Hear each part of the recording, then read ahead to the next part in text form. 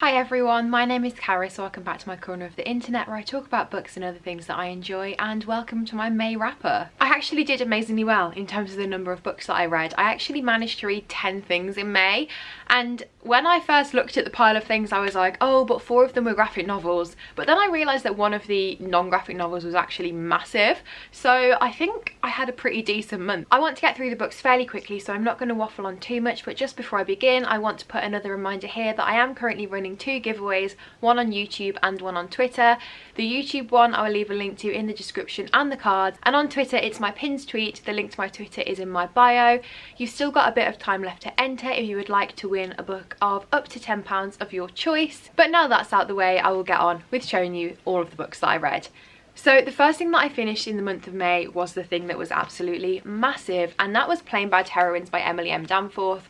For context, it's like this big, it's about 600 pages, and it took me about 11 or 12 days to finish, and I'm pretty sure that after finishing this I thought, god, that's taken me so long, I'm hardly going to manage anything else this month. So that's why I'm so surprised that I did manage to go on and read so many other things. I'm just going to put it down while I talk about it because it's heavy and I know that you can see the ring light and I feel like that's annoying. So I read Plain Bad Heroines for Anna and Bee's Briar Rose Book Club, which I took part in last month and really enjoyed, and I'm so glad that I'm going to be taking part in hearing everyone's thoughts on the book again this month. Plain Bad Heroines is a story that centres around this school called Brookhaunts, and it's set along 2 timelines. In the past timeline, at the beginning of the 1900s, it follows the story of different girls and teachers who go to this school and their connection with this memoir, and also looks at why a series of deaths begin happening at the school under strange circumstances. In the present day timeline, the school has been shut down, but a film crew are returning there to film this horror movie, and the characters that the book primarily follows in the present day are the 2 main actresses who are playing the 2 lead characters who were the first girls to die in the 1900s, who were also in a relationship with each other.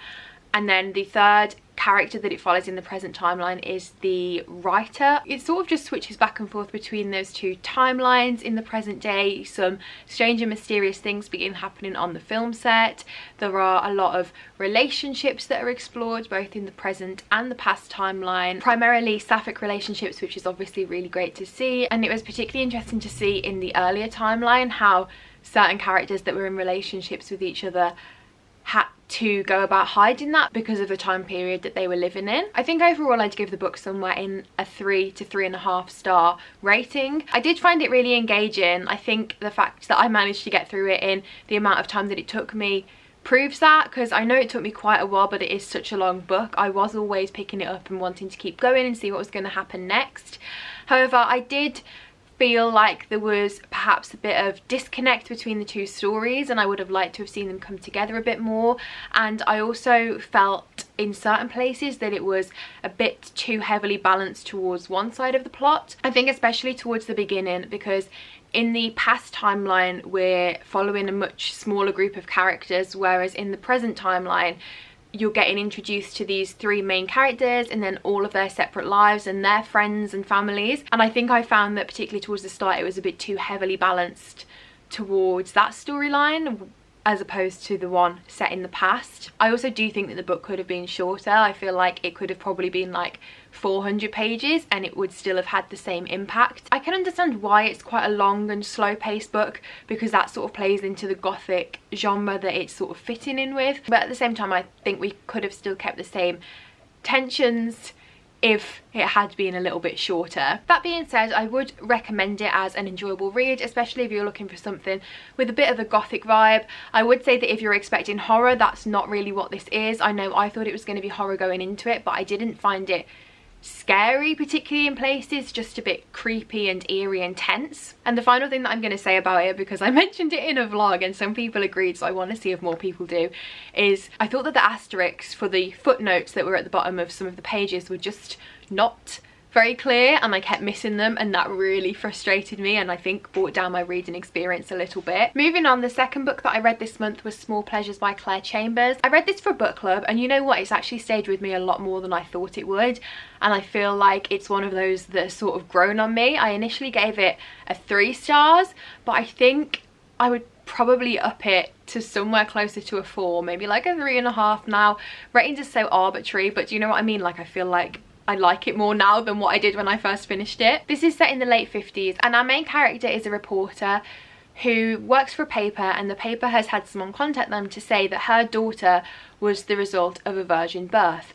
And then the reporter goes to meet this woman and her daughter, begins a bit of a bond with the family, and begins working with the mother and doctors and stuff to investigate whether her daughter could have been conceived in this way. The thing that I particularly enjoyed about this was the writing style. I found it really accessible. I thought I was going to find it really difficult to read, but it was really easy to read, really accessible. There was lots of humour woven through it as well, which I think really helped to make these characters feel realistic. And I also thought the way that the time period was created through just descriptions of like interiors of houses and food that they were eating was really cleverly done as well. You got this real sense of it really being the 50s, and I really love it when books are able to create such a strong sense of the time and place in which they're set. I also found it really interesting hearing the author talk at the virtual book club I went to about the way that she went about creating this, but also about the fact that she picked that time period in particular because of the sort of state of science and technology at the time.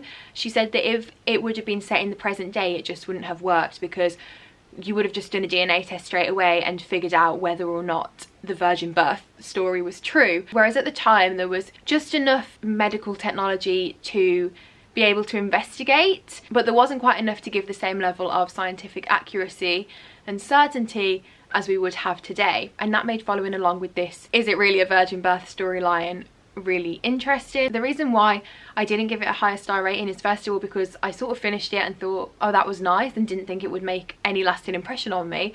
But I think it has a bit more than I thought, as I said, and also because I wasn't a massive fan of the ending. I am really glad that I read this, and I would definitely be interested in reading more work by Claire Chambers in the future. I believe a lot of her books that are currently published are more comedy than this, but because I did like the humorous elements of this, maybe that would be something that I would enjoy. After finishing that, I had a very Heartstopper filled weekend where I read all 4 of the Heartstopper volumes by Alice Oseman, and then also Nick and Charlie, the little novella, which is set 2 years, I think, after the 4th Heartstopper. And this one follows Nick about to go off to university and the impact that that might have on his relationship with Charlie, who is still going to be in his final year of college. I'm not going to talk about these too much here because I have a whole entire reading vlog where I read all 4 of these and the novella as well.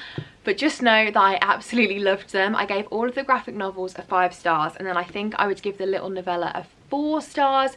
I didn't enjoy that quite as much as the graphic novels, just because the thing that I think really makes these so special and what I love so much is just the whole range of characters. I obviously love Nick and Charlie, but I love their friends and the gang just as much as them, if not more so in some cases. I think my favourite character is Darcy. I just love seeing all these little snippets of the side storylines, whereas in this you didn't get that quite as much. But this was still a really interesting thing to read, having just read this, to see like how their relationship had progressed 2 years on from this. But in terms of the graphic novels, the first 3 were rereads for me, and then this obviously was not a reread because it's brand new. And I just remembered how much I absolutely loved these. They're just so much fun, so lovely, but also do a really good job of tackling more serious storylines. In this one, OCD and eating disorders are quite a central theme, and they also feature in the 3rd volume as well. And I think the way that Alice presents that topic is really well done. I think it's very sensitive. I think it also does a good job of exploring how you might feel if you're not the person that is directly being affected by these things, but you're the person that is that person's loved one, and how that might impact you. And there's also bits in this where there's actual like advice, where like a character will be looking on their phone and then the actual advice will be on their phone screen so you can read it, and I thought that was really cleverly done as well. But yeah, if you want to know more about my reactions to reading these, then definitely go and watch my vlog, and I just can't wait to see how this story all wraps up in the 5th installment. Then after finishing that, and in the same vlog, I read Red at the Bone by Jacqueline Woodson. Again, I'm not going to talk about this too much here because I did give all of my full, more in-depth thoughts just after I'd finished it in the video. But basically this story starts with 16-year-old Melody. It's 2001 and we're in New York, and she is having like a coming of age party with her family and friends, and then it sort of delves into their past, and we'll have snippets from different characters like her mom, her grandparents, and it is a real sort of exploration of race and class and all these different elements that shape people's identities, and I guess has ultimately led Melody to be the person that she is today. It also looks at ideas of like having to make such big life-altering decisions when you're still technically a child and possibly not ready for those sorts of things to happen. It explores topics like the Tulsa Race Massacre and 9/11, and all in such a short little book as well. I thought it was amazingly done, and it did make a really big impact on me after I'd first read it. You'll see me saying this in the vlog, that I thought it was going to be one that stayed with me for a really long time, and while it has stayed with me, I feel like I have lost quite a lot of the memory of it, and it's only been a couple of weeks, so I don't think I could put it quite up there as like a new favourite like I thought I was going to, but I would still highly recommend reading this. It only took me a day, and I think a lot of the topics that are covered in it are really important. Then after that I read a book that I don't have with me because I read it from the library, but that was How the One-Armed Sister Sweeps Her House by Sherry Jones. I read this for a video that I'm doing, so I will talk about it in a lot more detail in that, but what I will basically say in more detail there is that my feelings about this are very complicated. So this story begins with two sort of main storylines. The first being a young woman who is pregnant and is about to give birth and goes down to the beach to find her husband. It's set in Barbados, by the way, and the young woman is local to the community. And then the second perspective begins with a burglary that's gone wrong that ultimately leads to this other woman's husband being killed, and then the two storylines begin to branch out and come together in places. You get the perspectives of a lot of different characters. The thing that I found the most interesting in this book was the exploration of class and I guess tourism, like the impact of rich white people coming to this community and the experience of the island that they have versus the experience of the island that local people have. I found that really interesting and definitely very thought-provoking. The thing that I didn't think I was expecting so much going into this book was like the sheer amount of violence that was in it. There was so much violence against women and just a lot of other trauma as well. While like traumatic content isn't something that generally like puts me off a book or brings it down for me, I just found the sheer volume of it like really difficult to read, and that is why I don't really know how to rate this book, because I don't feel like it's fair to be like, oh, I would only give this a 2 stars because of the content, because obviously this could be a real experience for someone, and I wouldn't want to come across as if I'm like brushing that off or downplaying it or anything, but I just did want to say that I did find it very, very difficult to read. The other thing that I felt about it was, like with Playing by Terrans, I guess it was a little imbalanced in places. I felt that one character story should have really been the main arc of it, and although I did enjoy getting lots of different perspectives, it didn't quite work with the pacing of the book for me. Honestly, at this point, would it be a video for me if I didn't move the camera halfway through? But what I was saying is, I think for me personally, I would have found it more enjoyable if we'd have followed this one character storyline a bit more closely. I thought having the sort of 2 storylines just meant that we sort of focused more on one than the other. And then the final book that I finished in May was Destination Anywhere by Sarah Bernard. I read this for a vlog that I started, and now I've sort of scrapped it because I just didn't really film anything for it. But basically I was rediscovering some of my old favourite YA authors, and Sarah Bernard was definitely one of them. Beautiful Broken Things and A Quiet Kind of Thunder were 2 of my ultimate favourite YA books. I didn't love Goodbye Perfect so much, but I did enjoy this one. I think I would rank it above Goodbye Perfect, but not as much as those other 2. And in the end, I think I would give it like a 3 to 3.5 stars, just because it was an enjoyable read, but not one that I think is going to massively stay with me. It follows a main character called Peyton, who is 17, and she's basically all through secondary school being quite lonely, not really had any friends for no particular reason. She was just picked on, and then that sort of spiraled, and she suffered a lot of bullying as well. So when she goes to college, her main sort of aim is to make friends. Like, no matter what, she's going to make friends, and then she does, but they are not necessarily the best people for her, and some stuff goes down that ultimately leads to her deciding that she's going to leave college and board a plane to Canada. And then that's where this story begins, with her on a plane to Canada, and she sort of goes on a trip across the country. She meets people while she's there in hostels,